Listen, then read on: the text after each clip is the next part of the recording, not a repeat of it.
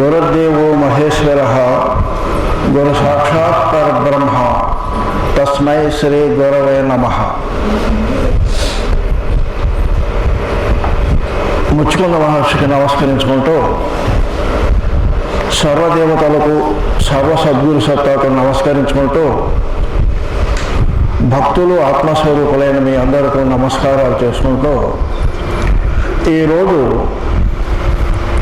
నా జన్మదినోత్సవ సందర్భంగా ఇక్కడ మనమంతా సమావేశమై ఉత్సవం చేసుకుంటున్నాం. జన్మ అనేది వాస్తవానికి ఆత్మకు లేదు. మహత్తులు ఎప్పుడూ చెబుతున్నారు, మనం రోజు పుస్తకాలు చదువుతూనే ఉన్నాం. మరి ఎవరికి జన్మ ఉన్నది? జన్మ లేనటువంటి ఆత్మను చేరటానికి మనమంతా యుగ యుగాల నుంచి ఆత్మస్వరూపమైంది కూడా పదార్థ భావంతో పదార్థమయ్యి చైతన్య రూపంగా తీసుకుంటూ వికాసముతోటి మానవులుగా వచ్చామట. ఇట్ట అనంత లోకాలు ఉన్నాయి. అఖిలాండ కోటి బ్రహ్మాండ నాయక అన్నారు పరమాత్మని. వాస్తవానికి ఈ అఖిలాండ కోటి బ్రహ్మాండ నాయకులు ఒక్కొక్క బ్రహ్మాండంలో అనేక విషయాలు ఉన్నాయి అనంతముగా. ఈ సృష్టి మొత్తము మన ఆత్మతోనే తయారైందంటున్నారు. గమ్మత్తు చూసుకోండి. ఇప్పుడు రామతా లాంటి మహత్తులు సృష్టిలో లీలా విలాసముగా ప్రతి ఒక్క బ్రహ్మాండాన్ని కూడా పోయి విశ్వాంతరాల్లోకి పోయి కావాలంటే మన శరీరముతో వచ్చి మళ్ళీ సూక్ష్మ శరీరముతోనో కారణ శరీరముతోనో అనంతంగా ఈ యొక్క సృష్టి విలాసాన్ని ఆనందిస్తున్నారట. వాళ్ళు జ్ఞానముతో ఆనందిస్తున్నారు సృష్టి విలాసాన్ని. మనం అజ్ఞానములో పడి జ్ఞానేంద్రియ సుఖమే నిజమనే విధానముతోటి, మనసు సుఖమే నిజమనే ఆనందముతోటి, ప్రాణమే మనకు నిజమైన దిక్కనేటువంటి అభిప్రాయముతోటి, దేహము కన్నా ఏమీ లేదనేటువంటి ఆలోచనతోటి మనమంతా బద్ధిలమై ఉన్నాం. 84 లక్షల జీవరాశులలో మనము జీవిస్తూ జన్మిస్తూ ఆఖరికి మానవ రూపం వచ్చిన తర్వాత ఎన్నో జన్మలెత్తి ఒక 30,000 జన్మలలో చేసిన పుణ్యం వలన బాగా దైవాన్ని మోటించి భక్తి యోగానికి పోతామట. ప్రత్యేకించి ఈరోజు మనం చేసుకున్న ఉత్సవంలో నేను ఒక గురువుగా లేక సత్సంగిగా, తెలిసిన వానిగా, మీరంతా తెలుసుకునే వాళ్ళగా లేక శిష్యులుగా, భక్తులుగా ఇక్కడ ప్రత్యేకించి నాకు జన్మదినోత్సవమే చేసుకుంటున్నాం. మరి రమణ మహర్షి లాంటి మహత్తులంతా కూడా వద్దన్నా కానీ చేశారు. రమణ మహర్షి అంటాడు, అరే పుట్టినోడికి సచ్చినోడికి ఏందిరా జన్మదినోత్సవాలు? పుట్టడం అంటే నిజంగా ఆత్మజ్ఞానంతో పుట్టేదేరా? ఆత్మజ్ఞానం వచ్చిన తర్వాత అసలు రోజులే లేకపోతే ఇక జన్మదినోత్సవం ఎక్కడదరా అంటారు. వాస్తవానికి జన్మదినోత్సవం మనసుతో ఉన్న వాళ్ళకే. మరి మహత్తులైనటువంటి సిద్ధ పురుషులు కూడా జన్మదినోత్సవం చేస్తున్నాం. చూడండి, మనమంతా లింక్, అనుబంధం. ఈరోజు మనకి షిరిడి సాయి మందిరం, ప్రకాశ్ నగర్, నర్సరాపేట వాళ్ళు భక్త బృందము మనకు ఒక శుభాకాంక్షల లేఖ పంపారు. అందులో స్వామి మీరు ఇంకా అనేక వసంతాలు బ్రతికి మా అందరినీ ఆత్మ విధానంలో నడిపించే ఎప్పటిలాగా మా అందరికీ మార్గదర్శిగా కావాలని దేవుణ్ణి కోరుకుంటున్నాం. వాస్తవానికి సద్గురు అనేటువంటి పాయింట్ వస్తే సద్గురుకి దేహము లేదు, వాస్తవానికి ప్రపంచము లేదు, ఆయనకి కాలము లేదు, తావు లేదు, కారణము లేదు. మరి ఎవరు చేస్తున్నారు?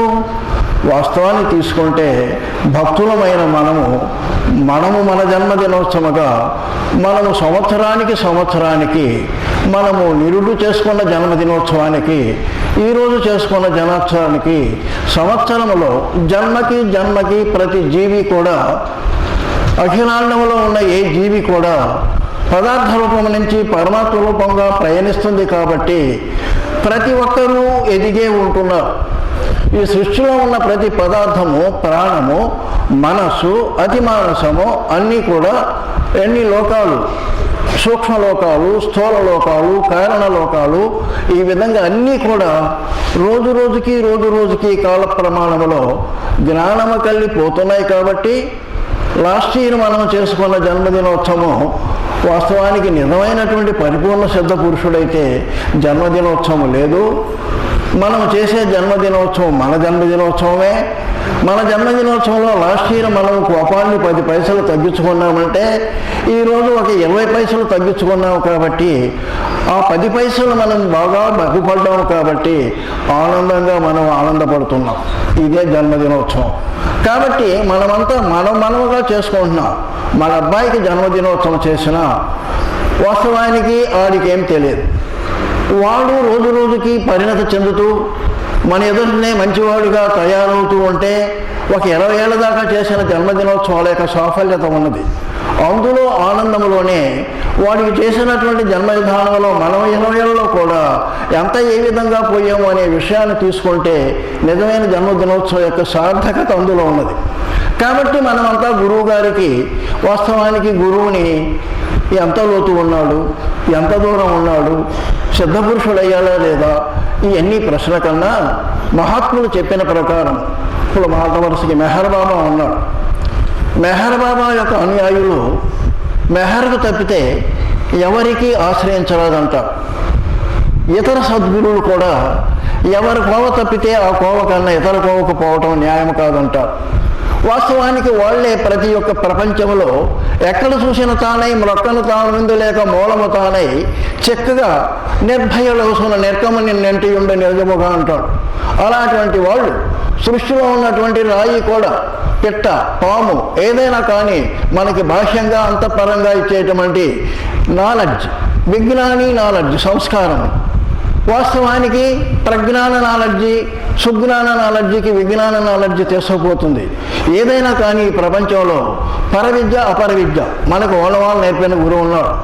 10th పాస్ చేసిన గురువు ఉన్నాడు. MA PhD చేయించిన గురువు ఉన్నాడు.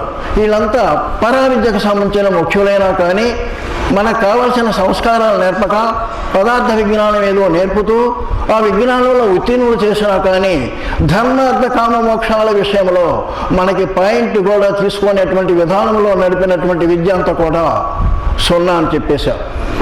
వాస్తవానికి తన్ను తాను తెలియ తానుకో బ్రహ్మంబో, నిన్ను చేసి నేను నీలోను, నన్ను తెలిసి నేను నాలోను నేనుందు, పరమశివుని యొక్క చూడ పట్టు చిక్కు, నన్ను తెలియకుండా సర్వమును సున్నా అంటాడు. వాస్తవానికి ఈ సున్నా స్థితిని పోగొట్టుకొని సర్వము పరిపూర్ణ అచల పరిపూర్ణమనే జ్ఞానముతోటి ఏదైతే నడుస్తూ సంవత్సరానికి మనకు ముందు నడుస్తున్నామో ఆ సంవత్సరంలో పొందినటువంటి ఓ విధమైనటువంటి పూర్వవిద్యుని గురించి ఆనందిస్తున్నాం. దాని గురించిన విధానంలో నాకు మీరు చేసిన మీ జన్మదినోత్సవాలకి మేము పాల్గొన్నా, వాస్తవానికి మానవుడు పుట్టినది దైవము కలిగి జన్మించటానికి. మనం దైవాన్ని నుంచి విడిపోయి కిందకు వచ్చాము. డిసెండింగ్ ఆర్డర్ అంటాడు, మనం అసెండింగ్ ఆర్డర్లో వచ్చాము. మనమంతా ప్రప్రథమలో ఆత్మలుగా ఉన్నటువంటి పరమాత్మలము. ఆత్మగా ఎన్నో ఆత్మలుగా మారిన పరమాత్మ ఆత్మ ఒకటే. వాస్తవానికి సృష్టిని సిద్ధ పురుషులు సృష్టిస్తూ ఉంటారు. మనం త్రిశంకు సర్గం విన్నాం. వాస్తవానికి మన ఎదురుగున్నటువంటి మహాత్ములు అద్వితీయమైన శక్తి కలవాళ్ళు. మెహర్ బాబా, అరవింద లాంటి వాళ్ళు ఎన్నిటైనా సృష్టించగలిగేటువంటి స్థితి కలవాళ్ళు. సృష్టి ఉన్నంత వరకు జన్మ ఉన్నది. సృష్టిని దాటినటువంటి జ్ఞాన స్థితిలో ఉన్నవాడికి జన్మ లేదు. మనకి జన్మలేని రాహిత్యాన్ని మహాత్ములు బోధిస్తున్నారు. జన్మనేటువంటి స్థితిని మనం పొందేది ఎక్కడ ఉన్నది? జన్మ ఎక్కడ ఉన్నదంటే మనసున్న చోట ఉన్నది. మనసు ఎట్లా ఉన్నదంటే మమతలు, భ్రాంతులు, అహంకారము, వాస్తవానికి తహతహ దేహాభిమానము, అన్ని కామము, క్రోధము, లోభము, మోహము, మాత్సర్యము, ఇలాంటివన్నీ మనము తీసుకుంటే జన్మకు కారణము జ్ఞానేంద్రియాలతో కూడినటువంటి అజ్ఞానం. దీనిని పోగొట్టుకునే స్థితి రోజుకి మనం ప్రవేశిస్తూ ఉంటే నిజమైన ఇటువంటి మానసిక స్థితిలో మహాత్ములు చెప్పిన ప్రకారము మన భూమి ఒక విధమైనటువంటి సువర్ణ యుగానికి వచ్చిందంట. ఎన్నాళ్ళ నుంచి ఎన్నో లక్షల సంవత్సరాలు ఉన్నటువంటి మన ప్రాథమికమైనటువంటి ఆధ్యాత్మిక పురోగతి 1945 ప్రాంతాల నుంచి ప్రపంచం మొత్తం కూడా అద్వితీయమైనటువంటి పురాతనమైనటువంటి విజ్ఞానము, ప్రజ్ఞానము, సుజ్ఞానము నుంచి అర్థం చేసుకుంటే వచ్చిపోయి ఒక 200-300 లేనిచ్చి మనము భౌతిక విద్యలో, మెటీరియల్ అంటే ఈ యొక్క పదార్థ విద్యలో అద్వితీయమైనటువంటి ఫలితాలు పొందుతున్నాం. ఈరోజు మనము మానవుడు ఏ విధంగా ఫలితాలు పొందినా, విశ్వరాంతరాలకి ఎక్కడికి పోయి లేచినా, ఎన్ని డబ్బుల్ని నష్టపరిచేటువంటి స్థాయి ఎదిగినా మానవుడికి నిరాశ, దుఃఖము, రోగాలు, భ్రాంతులు, ప్రకృతి విలయాలు, మానసిక క్షోభ ఇవన్నీ తగ్గే స్థితిలో లేవు. అందుకని వీటిని ఎవరైతే మనకి పోగొట్టుకోవడానికి ప్రయత్నం చేస్తూ ఉంటారో అవతార పురుషుల నుంచి, సద్గురువుల నుంచి పాయపాలనగా వచ్చేటువంటి స్థితి, మనలాంటి వాళ్ళ ద్వారా మహత్తులను నడిపిస్తూ మనం ఉండేటువంటి స్థితిని ఒకరికొకరు పరస్పరంగా జ్ఞానాన్ని పంచుకోవటం అంటే బాధని, దుఃఖాన్ని పంచుకుంటూ, సానుభూతి తెలుపుతూ, ప్రేమతత్వముతో ఉంటూ, దైవము ఏకమే, ఎన్ని భేదాలున్నా అభేదమే, అనేకమైన స్థితి అంతా ఏకమే, మనమంతా ఒకటేనే భావముతోటి బాగా అర్థం చేసుకోండి. మన అబ్బాయిలు, మనవాళ్ళు అంతా కూడా మనకన్నా 1000 రెట్లు గొప్పవాళ్ళు. మన అబ్బాయిలు కూడా గొప్పవాళ్ళు మనకన్నా కొడుకులు. ఎందుకంటే వాళ్ళు పవిత్రమైనటువంటి మానసిక వ్యవస్థ గల పరిస్థితుల్లో పుట్టినటువంటి మంచి మనసు కలవాళ్ళు, పుణ్యులు. మనమంతా ఓ విధంగా అందరము అనే స్థితి కాకుండా కొంతవరకు మనకున్నటువంటి ఓ విధమైన మాటలలో మనమంతా వెనకబడి ఉన్నటువంటి స్థాయిలో ఉన్నాం.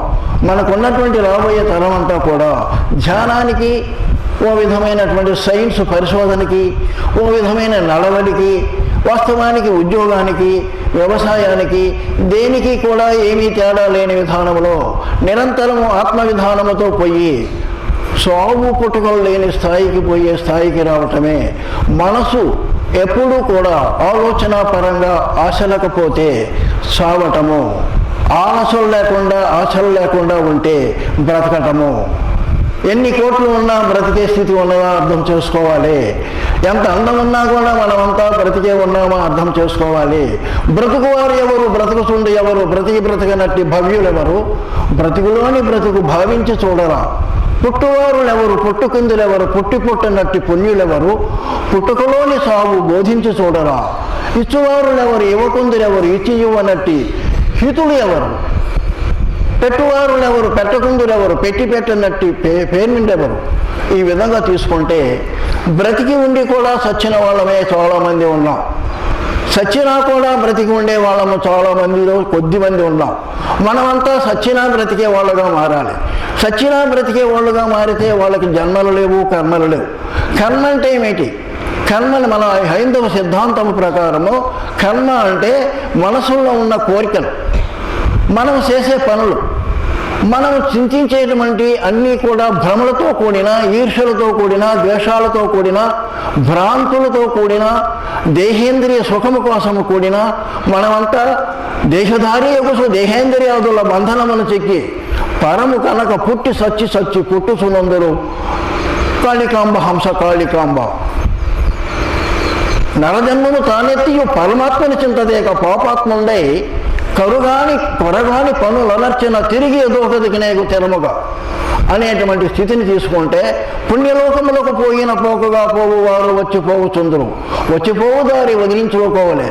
మనము చాలామందిని ఇప్పుడున్న స్థితిలో పుణ్యలోకాలు పోయే స్థాయికి మాత్రం చాలామందిని సంపాదించాం. దాని పౌడిమను అదే చంపేస్తుందట మనల్ని. ఎందుకంటే బాగా చదువు ఉంది, బాగా తెలివి ఉన్నది, బాగా ఆయుష్ కొంత ఉన్నది, ఇది చాలు మనకి. కాసేపు నిద్రపోయినట్టు ధ్యానం చేస్తున్నాము, ఎంతకన్నా ఏమి కావాలి? బయటకు వచ్చిన తర్వాత అబ్బాయిల గురించి అమ్మాయిల గురించి ఏడ్చినా తప్పు లేదు. ఏదో ఏ విధంగా చిన్న తప్పు చేసి లక్షలు సంపాదించినా తప్పు లేదు. ఇంకేమి గడిచిపోతుంది? ఏదో చిన్న తప్పులు చేస్తే మళ్ళీ ఏదో రోగాలు వస్తువుగా పోతున్నాము, ఏదో మళ్ళీ చచ్చిపోయిన తర్వాత ఎలాగా పోతాము పుణ్యలోకాలకి. ఎంతకన్నా ఏమిటనేటువంటి సాంప్రదాయము వెనక రోజులు లేకపోతే ఉండేది. కానీ ఇప్పుడు మనకి ఓ విధంగా తీసుకుంటే మనం చాలా అదృష్టమైనటువంటి కాలంలో ఉన్నాం. మనకు కావలసింది ఏదో తృప్తి దొరకటల్లా వైరాగ్య భాగ్యానికి పోయాం. అనేక జన్మ పరంపరలో మనకు వచ్చినటువంటి పుణ్య సంస్కారాల వలన మనం అంతా కూడా ఎక్కడ నిలిచినా కానీ రోత పుడుతూ వివేకముతోటి ఏమిటబ్బా అనే స్థితితోటి నాకు నెవరు దిక్కు నడినాల ముందున్న వేక చొక్క వంటి వెలుగు దిక్కు వెలుగు కన్న దిక్కు వెదకనా లేదా వేమన గారు అన్నారు, బుద్ధుడది అన్నారు. బుద్ధుడికి ఏమైంది? నాకు ఆనందం అనేది ఎందుకు లేదు, నేను వీళ్ళందరినీ చూసి ఎందుకు పరితపిస్తున్నా, నాలో క్షోభ ఏమిటి, ఈ ప్రపంచం అంతా ఎందుకు రోగ రుష్టులతో బాధపడుతుంది, ఆశాభ్రాంతులతో ఎందుకు నష్టపడుతుంది, ముసలితనంతో ఎందుకు బాధపడుతుంది, ఈ విధంగా ఉండేటువంటి స్థితి నాకు ఎవరు దిక్కు, ఈ ప్రపంచం చూస్తే స్వార్థముతోటి లోభముతోటి దయాలతోటి కపటముతోటి మోసముతోటి ఉండి ఒకరినొకరు దోసుకొని ఒకరి ఒక శాంతిని ఒకరు భ్రష్టపరిచే స్థితిలో ఎందుకు ఉన్నది అనేటువంటి స్థితి నీలో ప్రతి ఒక్కరిలో కలుగుతుంది. ఒకప్పుడు క్రీస్తు జన్మించినప్పుడైనా, ఒకప్పుడు మహమ్మద్ జన్మించినప్పుడైనా, ఒకప్పుడు బుద్ధుడు జన్మించినప్పుడైనా, మన భారతదేశంలో అనేక మహత్తులు జన్మించినప్పుడైనా యదా యదా హి ధర్మస్య జ్ఞానిబ్రవత భారత అభ్యుస్థానం అధర్మస్య ధర్మ సంస్థాపనార్థాయ సంభవాని యుగే యుగే అనేటువంటి స్థితి తీసుకున్నప్పుడు మామూలు గురువులుగా కొంచెం వరకు సంస్కారముతోటి, సద్గురువులుగా సంస్కారముతోటి, శివాజీ లాంటి వీరుల్లాగా సంస్కారముతోటి ప్రాంతంలో ఉండేటువంటి అజ్ఞానాన్ని కొన్ని విషయాలు తీసుకుంటూ రౌండ్ ఫిగర్గా ఈరోజు ఒక ప్రాంతము కాకుండా, ఒక దేశము కాకుండా ప్రపంచంలో ఉన్న ప్రతి మానవుడు కూడా బాగుపడాలి, ప్రతి ఒక్కరూ ఆధ్యాత్మిక విద్యలో ఆరితేరాలి, పరా విద్యలో అందరూ ఉత్తీర్ణులు కావాల్సిన స్థితి కావాలి. అపర విద్యలలో ఎన్నో నేర్చుకుంటున్నాము. 10 ఏళ్ల కల్లా నేర్చుకున్న విద్యలు ఈరోజు ఇంజనీరింగ్ కానీ, సైన్స్ కానీ, టెక్నాలజీ కానీ, ఏది కానీ ఈ ఇమ్మడింపుతోటి అది అంతా కూడా పాతబడిపోతుంది. ఎంత చేసినా ఎదిగినా మానవుడికి యుద్ధ భయం పోలేదు, ఒకరికి చూసి ఒకరికి కుళ్ళుపోతుతనం పోలేదు, దోపిడితనము హింసా మార్గం పోలేదు, విశ్వాసము తగ్గిపోయింది, నిజాయితీ తగ్గిపోయింది, దేహభావం పెరిగినది, ఆత్మచింతన తరిగిపోయినది, అనుబంధాలు పోయినవి, బంధుత్వం పోయినది, సమత పోయినది, ఆత్మీయత పోయినది, నైతిక విలువలు చెడిపోయినవి. ఎంత సైన్స్ అయితే పెంచుకుంటున్నామో మనం దేవుడికి అంత దూరంగా పోతున్నాం.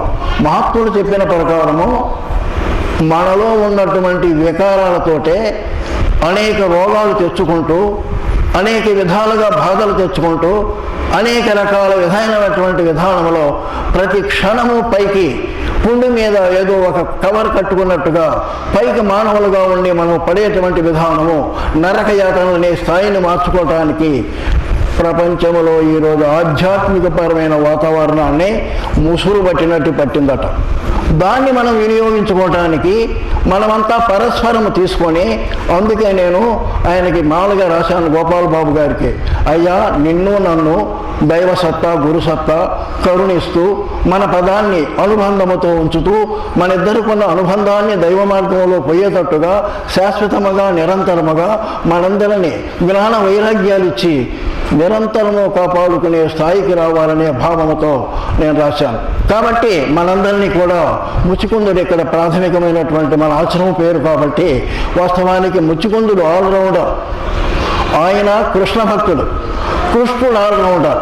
వాస్తవానికి ఎవరిని తీసుకున్నా కానీ కొద్ది మార్పులతో ఉన్నటువంటి ఓ విధమైన పరిమితితో చెప్పినటువంటి విధానము, పరిమితి లేకుండా చెప్పినట్లున్నా కానీ నడుచుకునే విధానంలో పరిమితి గల వాళ్ళే. కానీ కృష్ణ భగవానుడు చెప్పినది అనంతమైనటువంటి, అనస్వరమైనటువంటి, వినస్వరమైనటువంటి విజ్ఞానముతో కూడినటువంటి ఆత్మబోధ.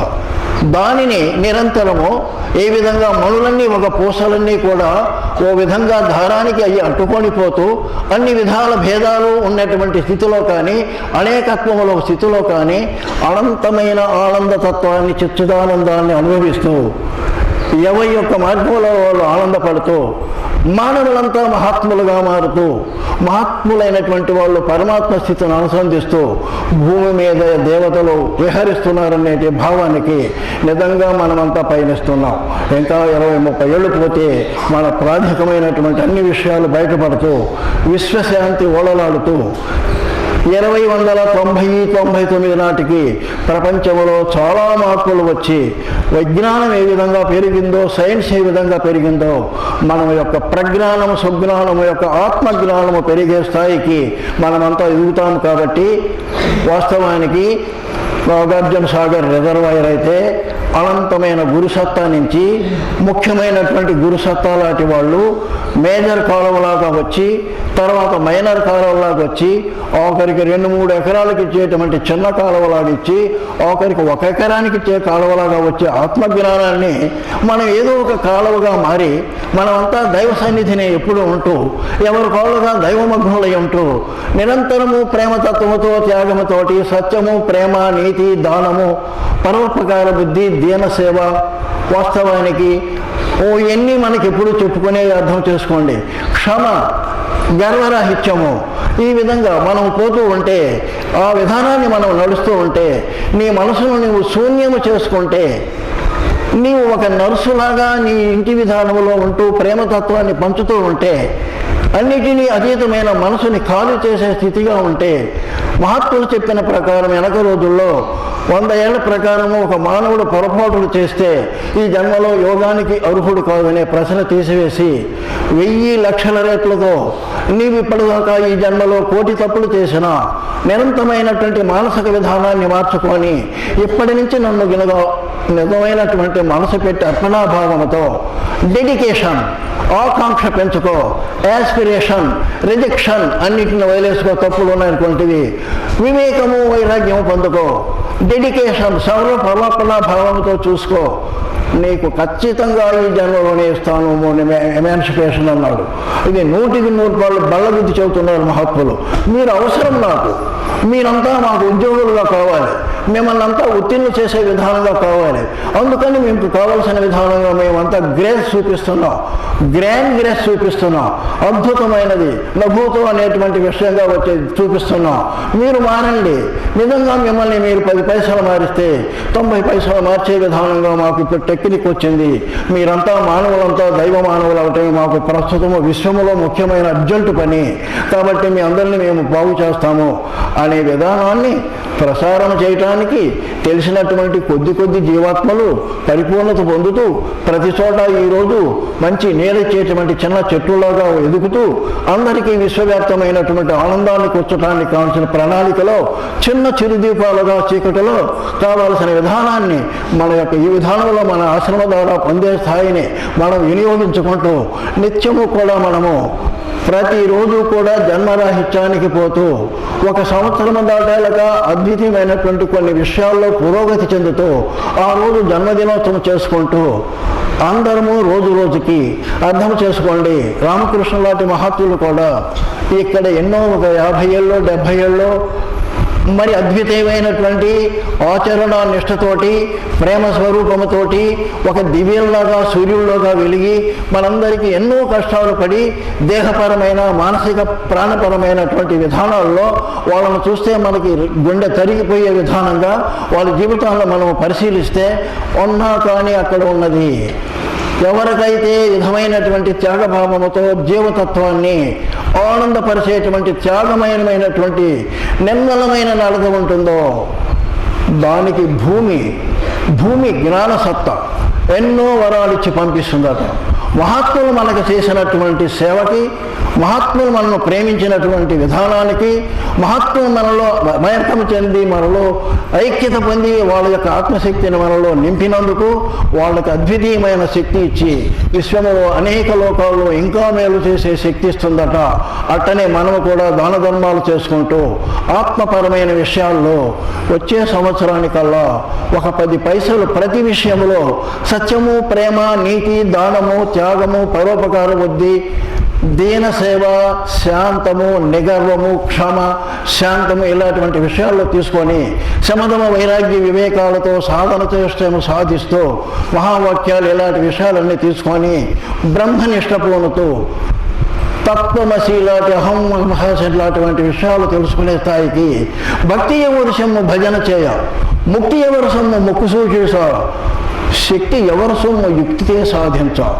ఇప్పుడే స్టెప్ వేసుకో, అన్నీ పోతాయి. అసలు కర్మ సిద్ధాంతానికి ఇప్పుడున్న గురుసత్తా ఒప్పుకోదు. నీవు సర్వాధికారివి. నువ్వు ఏ వేషం వేసుకున్నావో నీకున్న వేషం ప్రకారం బయటకు వచ్చావు. నీకు ఏది అంటదు. ఇప్పటి నుంచి నువ్వు ఏది కావాలనుకో. అనక చేసిన పాపాలన్నీ పుణ్యాలతో పని లేదు. ఇప్పుడు దేన్నైతే పరితపిస్తూ నీ విధంగా కావాలనుకుంటున్నావో, ఒక బంటు వేషం వేసిన వాడు కృష్ణుడి పాత్ర ఏ విధంగా అనుకుంటే కృష్ణ పాత్రగా ఇమీడియట్గా వాడికి ఏ విధమైనటువంటి అర్హత వస్తుందో, నీ విధానాన్ని నిజంగా మార్చుకొని మనసు పెట్టి ఆత్మను పెట్టుకుంటే పాపపుణ్యాలకు అతీతమైన భక్తి తత్వాన్ని పెంచుకుంటూ సత్సంగం చేసుకుంటూ మంచి పుస్తకాలు చదువుకుంటూ సదాచారముగా ఉంటూ తల్లిదండ్రులను మిత్రులను బంధువులను అందరూ దయాభావంతోటి మనకున్న దాంట్లోనే సంతోషపరుస్తూ కుటుంబాన్ని బాగా చేసుకుంటూ మరి అతిథులను అభ్యాగతులను దీనులు అందరూ చూసుకుంటూ కుల మతాది విషయాలన్నీ తీసేసుకొని ఏకం సత్ అనే భావంతో ఎవడైతే సేవాభావంతో తడుస్తాడో, వివేకంతో వైరాగ్యంతో ఉంటాడో, నిస్సంగుడై ఉంటాడో, నిత్యము జపతపాదులు చేస్తూ స్వాధ్యాయనముతోటి ఎవడైతే విధానాన్ని తత్వచింతన చేస్తూ ఉంటాడో వాడికి మనసు ఖాళీ అయ్యి నిర్మలమైన భావముతో ఖాళీ అయిన మనసులో జ్యోతితత్వము వెలిగి సోహం భావానుభవం వస్తే సదాసారిగా సృష్టిలో అద్వైత జ్ఞానిగా నేర్చుకొని సర్వానికి మేలు చేసే ప్రేమమయుడుగా ధర్మార్థ కామ మోక్షాలను జయించి ప్రేమ స్వరూపుడుగా మారే స్థితి మనకి పురుషార్థాలు 5 ఉంటే ఈరోజు ప్రేమ అనే దాన్ని టర్మినేట్ చేశాడు. ఆ ప్రేమ అనేటువంటి స్థితిని గురించి మెహర్ బాబా చెప్పాడు. దానిని అతిమానసుతో ఇంకొక విధంగా ఇంకో సింప్లిఫైడ్గా ఒక కాన్సన్ట్రేటెడ్గా అరవింద చెప్పాడు. ఎవరు ఏది చెప్పినా, వేమన చెప్పినా, బ్రహ్మంగారు చెప్పినా కాలానుగుణంగా మానవుణ్ణి దైవములో ఇరుక్కొని దైవముగా మారి దైవంలాగానే ప్రతి వారికి సేవ చేయాలనే భావముతో చెప్పిన వేదాంత సిద్ధాంతాన్ని మనం నేర్చుకుంటూ భక్తి జ్ఞాన వైరాగ్యాలు పెంచుకుంటూ కర్మ భక్తి జ్ఞానాన్ని ముప్పిరివనేటట్టుగా జీవితాన్ని అనుభవిస్తూ మనమంతా జన్మలేని జన్మదినోత్సవాలు చేసుకునే స్థాయికి ఎదగాలని, సద్గురు సత్తా విశ్వగురువులు అంతా కూడా మనల్ని రక్షించాలని, ముచ్చుకుందులు మనల్ని రక్షించాలని పదే పదే ఇలాంటి ఉత్సవాలు చేసుకుంటూ మనమంతా ఆత్మమార్గంలో పురోగమి చెందాలని సర్వదేవతలకి నమస్కరించుకుంటూ మీ అందరికీ నమస్కరించుకుంటూ ఓం తత్సత్.